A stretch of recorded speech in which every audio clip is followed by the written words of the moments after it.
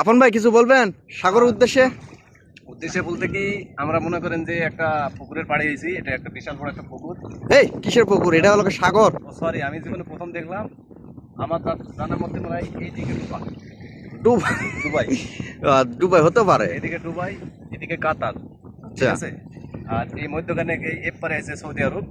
তো আমার মনে বলে যে বেশিক্ষণ লাগবে না, আমরা যদি ডুব মেরে যাই বা সাঁতার কেটে যাই, আধা ঘন্টা 1 ঘন্টার মধ্যে দুবাই, দুবার কিনারে নাই ওই কি বলে ওইটার নাম, কাতার, যে কোনো এক জায়গায় পৌঁছাতে পারবো।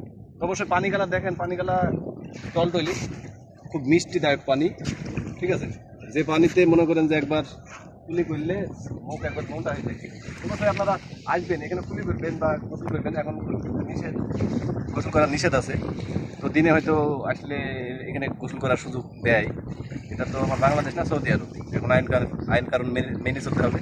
তো যারা যারা আসবেন, আমার মতন পাগল হয়ে যেতে ধরম করে পানিতে না বাইরে গোসল করার চিন্তা ভাবনা করবেন না। আর এখানে একটা মনে করেন যে সৌন্দর্য দেখতে পারবেন, এই যে বিশাল রঙিন রঙিন লাইট, পার্ক, আর ওই যে ওইখানে বাচ্চাদের গাড়ি টাড়ি ভাড়া দেওয়া হয়, সবই দেওয়া হয়।